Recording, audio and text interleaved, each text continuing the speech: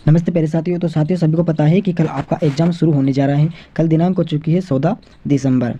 Okay साथियों, तो कल दिसंबर हो चुकी है, 14 दिसंबर हो चुकी है, इससे आपकी एग्जाम शुरू होने जा रही है। तो आपका सबसे पहले एग्जाम कौन सा है? सबसे पहले आपका एग्जाम होने जा रहा है आज़ादी के बाद स्वर्णिम भारत। ओके, इसका एग्जाम होने जा रहा है। तो इसका आज जो मॉडल पेपर होता है वो देखेंगे साथियों।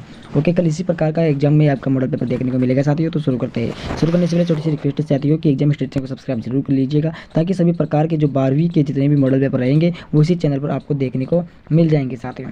तो शुरू करते हैं। पहला क्वेश्चन है कि इसरो की स्थापना कब हुई थी साथियों? तो सभी को पता है कि इसरो की स्थापना कब हुई थी। तो इसरो की स्थापना 1969 ईस्वी में हुई थी। दूसरा है कि भारत में प्रथम कृत्रिम उपग्रह आर्यभट्ट का प्रशासन कब किया गया, यानी कि जो सबसे पहले कृत्रिम उपग्रह आर्यभट्ट बनाया गया था उसको सबसे पहले कब छोड़ा गया था साथियों? तो उसको छोड़ा गया था साथियों 1975 के अंदर। तीसरा है कि दल बदल विरोधी कानून का संबंध किस संविधान संशोधन अधिनियम से है? तो इसका संबंध हो जाएगा 52वां संविधान संशोधन 1985 में शुरुआत की गई थी। तो 1985वां संशोधन से इसका संबंध है, किसका? दल बदल विरोधी कानून का। अगला क्वेश्चन देखेंगे साथियों, चौथा नंबर का है कि किस संविधान संशोधन के तहत भारतीय संसद द्वारा शिक्षा के अधिकार को व्यक्ति के मूल अधिकार के रूप में सम्मिलित किया गया है? तो कौन सा संसाधन है, कौन सा संविधान है वो? तो हो जाएगा 86वां संविधान संशोधन 2002। 5 नंबर का है कि शिक्षा का अधिकार भारतीय संविधान के किस अनुच्छेद को शामिल किया गया है? तो दो अनुच्छेद 21 क। ओके, ख ग इतना अनुच्छेद होता है, तो अनुच्छेद 21 ख को इसमें सम्मिलित किया गया है। छठा नंबर का क्वेश्चन देखेंगे कि निम्न में से किसी कार्यक्रम को निर्धनता उन्मूलन का एक सर्वोपरि कार्यक्रम माना गया है? तो IRDP को माना गया है, इसका आंसर हो जाएगा। 7 नंबर का है कि मनरेगा का कार्य कब शुरू किया गया? बहुत बच्चे कहेंगे, साथी कहेंगे 2015 में, लेकिन 2015 में शुरुआत नहीं की गई थी साथियों, 2006 में इसकी शुरुआत की गई थी। 8 नंबर का है कि विनोबा भावे को भूदान आंदोलन के दौरान पहला भूमि दान किस राज्य में प्राप्त हुआ? ओके, यदि साथियों एक बार इस क्वेश्चन 7 नंबर के क्वेश्चन को देखो तो 2015, तो इसको भी आप कर सकते हो। ओके, यदि ये नहीं आई आप, तो आप 2006 को कर सकते हो। 2015 जाए तो इसको आपको करना है। तो 8 नंबर का आंसर हो जाएगा इसके आंध्र प्रदेश, लेकिन आंध्र प्रदेश इसका बिल्कुल सही आंसर नहीं होगा, इसका आंसर होगा तेलंगाना। ओके, तेलंगाना में क्या हुआ था? भूमिगत प्राप्त हुआ था साथियों, दौरान भूमिगत हुआ था। ओके, तो ये तेलंगाना में हुआ था, लेकिन इसके अंदर आंध्र प्रदेश आया है, तो आंध्र प्रदेश की टिक लगा के आना है। क्लियर? अगला क्वेश्चन देखेंगे साथियों हम। 9 नंबर का क्वेश्चन हमारे पास में दिया गया है कि बाड़ूंग सम्मेलन कब आयोजित हुआ? तो बाड़ूंग सम्मेलन तो ये हुआ था 1955 में। कब? 1955 में।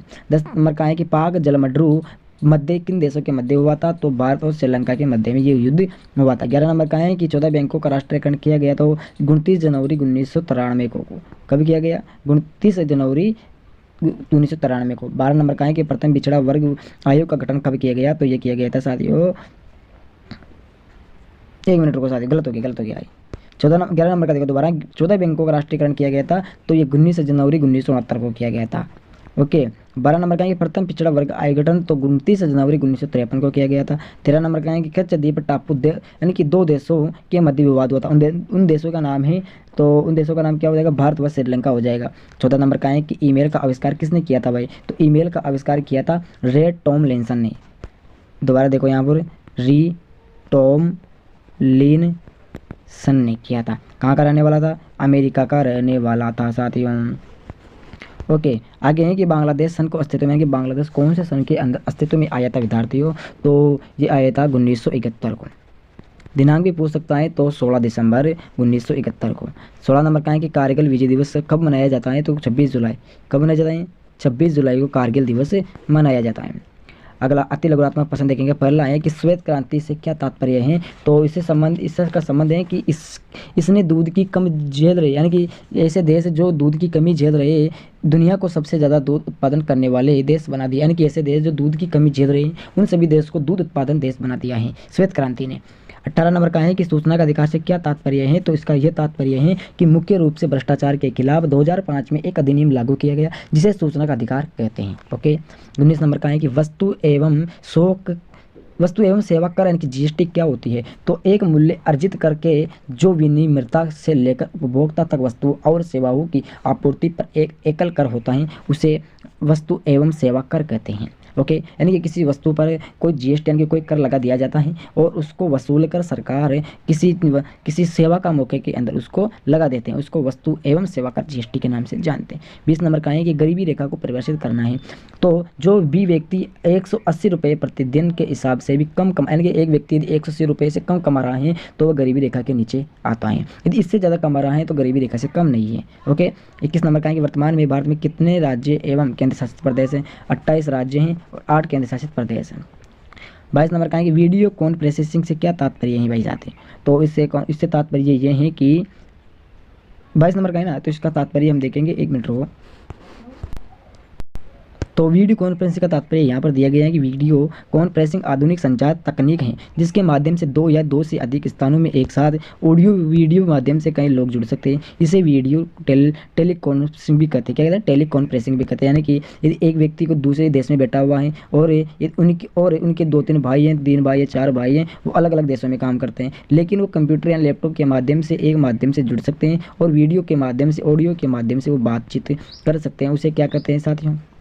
उसको हम टेलीकॉन्फ्रेंसिंग भी कहते हैं या फिर वीडियो कॉन्फ्रेंसिंग भी कहते हैं। ओके, अगला क्वेश्चन देखेंगे साथियों हम कि ऑपरेशन ब्लैक बोर्ड के बारे में आप क्या जानते हैं? तो इसके बारे में बहुत कुछ जानते हैं, आइए चर्चा करते हैं।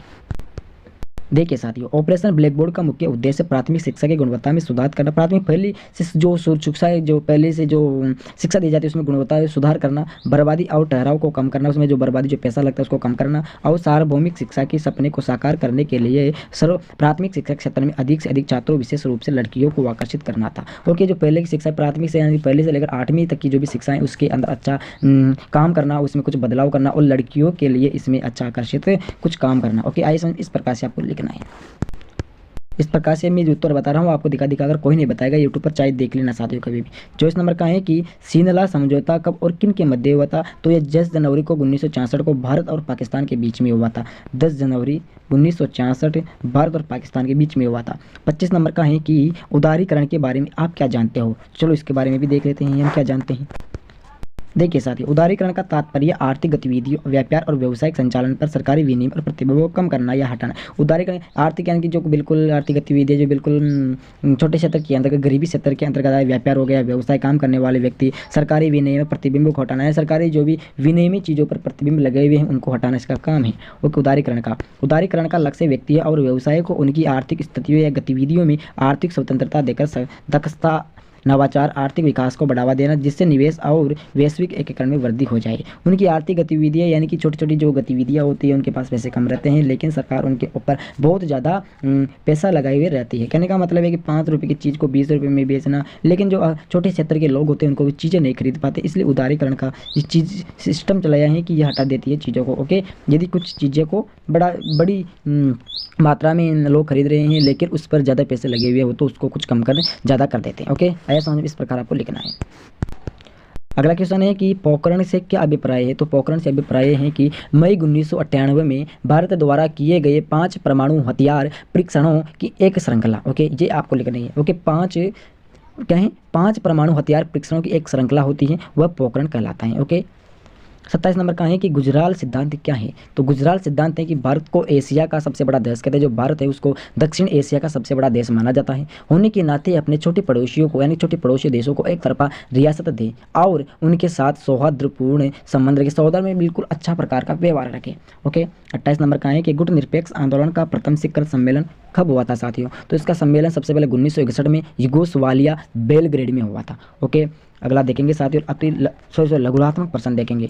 29 नंबर का है कि पाक अधिकृत कश्मीर से क्या तात्पर्य है? तो इसके तात्पर्य है कि कश्मीर का वह हिस्सा जिस पर पाकिस्तान ने अवैध रूप से कब्जा किया, अवैध रूप से यानी कि बिना कानून के तानाशाही सरकार के द्वारा तानाशाही से उस पर कब्जा कर रखा है, उसके पाक अधिकृत कश्मीर कहते हैं। 30 नंबर का है कि मोतियों की माला नीति से आप किससे क्या तात्पर्य है? तो उससे तात्पर्य सबसे पहले देखेंगे साथियों, चलो देखते हैं इस पर भी हम। देखिए साथियों, मोतियों की माला 2004 में संयुक्त राज्य अमेरिका के राजनीतिक शोधकर्ता द्वारा प्रस्तावित एक भू राजनीतिक परिकल्पना है। क्या करिए? 2004 में एक संयुक्त राज्य अमेरिका की राजनीतिक शोधकर्ता के द्वारा एक भू राजनीतिक परिकल्पना है। भू कल्पना ये शब्द चीनी सैन्य और वाणिज्यिक सुविधाओं और समुद्री संचार लाइनों के साथ संबंधों के नेटवर्क को संदर्भित करना। मतलब ये है कि चीनी और जो बड़ी बड़ी चीज़ों वाणिज्य की सुविधा हो, वाणिज्य में बड़ी बड़ी सुविधाएं होती है, समुद्री संचार लाइनें, समुद्रों के अंदर से संचार करने वाले लाइनें, उनके ऊपर संदर्भित कार्य करना इसका काम है। ओके, जो चीनी मुख्य भूमि से अफ्रीका के हॉर्न में पोर्ट सूडान तक फैली हुई है। चीनी का मतलब यहाँ पर चीनी शक्कर के बारे में बात चल रही है शायद मेरे हिसाब से। ओके, वही बात चल रही है। ऊपर देखते हैं सैन्य, चीनी सैन्य, नहीं, चीनी सैन्य अलग चीज, उसके बारे में बात है। ओके, अगला क्वेश्चन है साथियों हमारे पास में कि भारत में भूमि सुधार के उद्देश्य से बताए। जो भारत में भूमि सुधार है उसके उद्देश्य आपको बताना है कि किस प्रकार भूमि सुधार सकते हैं और किस प्रकार से भूमि को नहीं सुधार सकते हैं। चलो देखते हैं इसका आंसर भी। देखिए साथियों, भारत में भूमि सुधार का महत्व है कि important of land refers in India in Hindi. देखो साथियों, भूमि का समान वितरण प्राप्त करना, समान जो वितरण दे रही है हमको वो प्राप्त कर लेना। भूमिहीन छोटे और सीमांत किसानों के बीच अधिवैध भूमि का पुनः वितरण करने के लिए भूमि के स्वामित्व को सीमा को लागू करना और गरीबी उन्मूलन को समान ग्रामीण विकास प्राप्त करना, जमींदार प्रथा को समाप्त कर देना। लेकिन ये भूमि सुधार के उपयोग नहीं है, ये भूमि के महत्व हैं। ओके, देखो साथियों, एक बार भूमि की महत्व आ चुका है, ये महत्व आ जाएंगे आपके और वो विशेषता आ चुकी है, एक बार उसको कंफर्म कर लेना। अगला है कि स्वच्छ भारत मिशन से क्या तात्पर्य है। स्वच्छ सभी जानते हैं, स्वच्छ भारत मिशन से क्या तात्पर्य है। स्वच्छ अच्छा रखना, भारत को अच्छा रखना चाहिए, और जो भी चीज़ें सब आप इसमें लिख सकते हो। अगला है कि ई गवर्नेंस से क्या तात्पर्य है, इसका आंसर आपको बताऊंगा साथियों भी।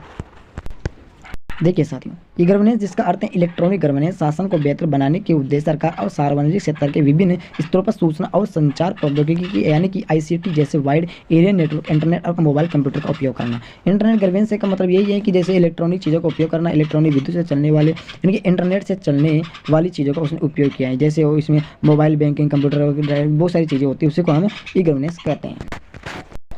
अगला क्वेश्चन है साथियों हमारे पास में कि अमूल क्या है। तो ये अमूल मुझे मिला नहीं साथियों, इसलिए आपसे निवेदन है कि इसको एक बार देख लीजिएगा साथ।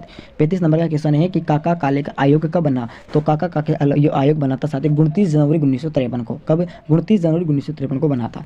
36 नंबर का है कि आधार कार्ड के कोई 2 लाभ बताना है। आधार कार्ड से हमें बहुत सारे में देश में प्रामाणिक रूप से पहचान पत्र मिल जाता है कि हम किस देश के हैं, किस देश के नहीं हैं। हमें बहुत सारे लाभ मिलते हैं इससे साथियों।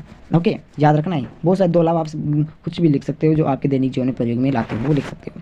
ओके, और अन्य देश से दूसरे देश में भी ऋण प्राप्त करने के लिए, अन्य देश से दूसरे देश के से या फिर किसी क्षेत्र के लिए हमें ऋण प्राप्त मिल जाता है। बहुत सारे लिख सकते हो यार आप इसमें। अगला है कि न्यूनतम आवश्यक कार्यक्रम का उद्देश्य क्या था। तो इसका उद्देश्य समुदाय का सामाजिक और आर्थिक विकास करना है, विशेष रूप से वंचित और वंचित आबादी का। ओके, 39 नंबर का है कि भारत सरकार के केंद्रीय क्या है, भारत सरकार के केंद्रीय बैंक का क्या नाम है। तो भारतीय रिजर्व बैंक है, अभी RBI। ओके, RBI के नए गवर्नर बने हैं, उनका क्या नाम है, संजय माल्होत्रा है।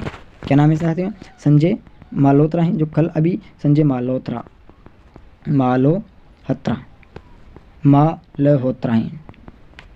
ओके, और पहले कौन थे साथियों, सभी को बताएं, पहले के शक्तिकांत दास थे, शक्तिदास। ओके, 40 नंबर का है कि कावेरी नदी जल विवाद पर आपको टिप्पणी लिखी है, जो बहुत बड़ी होगी साथ, उसको भी हम देखेंगे। देखो साथियों, मुझे कावेरी नदी जल विवाद पर टिप्पणी लिखनी थी, लेकिन मैं इसको किसी कारणवश नहीं लिख पाया, तो चलो इसको आप देख लीजिएगा। 41 नंबर का है कि पूर्व की ओर देखो नीति से आप क्या समझते, इसको आप करना है। अगला राष्ट्रीय डेयरी योजना के बारे में यदि मुझे मिलता है तो मैं आपको बताता हूँ अभी। चलो सबसे पहले इसका देखेंगे पूर्व की ओर देखो नीति। तो भारत द्वारा, एक इसका लिंक थोड़ा बड़ा कर लेते हैं साथियों। देखो साथियों, कुत्ते हैं, कुत्ते कुछ भी कर सकते हैं। पूर्व की ओर देखो नीति भारत द्वारा दक्षिण पूर्व एशिया के देशों के साथ बड़े पैमाने पर आर्थिक और सामरिक संबंधों को विस्तार देने, भारत को एक क्षेत्रीय शक्ति के रूप में स्थापित करने और इस इलाके में चीन के प्रभाव को संतुलित करने के उद्देश्य से बनाई गई नीति है साथियों। ओके, और दूसरा क्वेश्चन है हमारे पास में कि NDP योजना का घटक सहकारिता के माध्यम से डेयरी का उद्देश्य है कि संगठित बाजार में किसानों की पहुंच बढ़ाकर डेयरी प्रसंस्करण सुविधाओं, विपणन अवसंरचना का उन्नयन करके तथा उत्पादन स्वामित्व वाले संस्थाओं की क्षमता में वृद्धि करके दूध और डेयरी उत्पादों में बिक्री करना। ओके, सबसे ये आपके सामने है, ये 7 दिन पहले अपडेट हुआ था साथियों। ओके, देखते हैं अगला क्वेश्चन। अगला क्वेश्चन है साथियों 43 नंबर का कि दक्षेस पर टिप्पणी लिखी है या फिर सार्क। ओके, इसको हम क्या कहते हैं, सार्क पर टिप्पणी लिखी है। चलो देखते हैं इस पर टिप्पणी। देखिए साथियों, सार्क क्या है। तो सार्क पर दक्षिण एशिया के क्षेत्रीय सहयोग संगठन है की स्थापना 8 दिसंबर 1985 को हुई थी साथियों। एसोसिएशन का सचिवालय 17 जनवरी 1987 को काठमांडू नेपाल में स्थापित किया गया था। सार्क के 8 सदस्य देश हैं। कौन कौन से साथियों, देखो अफगानिस्तान हो गया, बांग्लादेश हो गया, भूटान हो गया, भारत हो गया, मालदीव हो गया, नेपाल हो गया, पाकिस्तान हो गया, श्रीलंका हो गया। इस प्रकार से आपको इस पर टिप्पणी लिखनी है साथियों। जितनी आप बड़ो लिखेंगे उतने आपको नंबर मिलेंगे साथियों।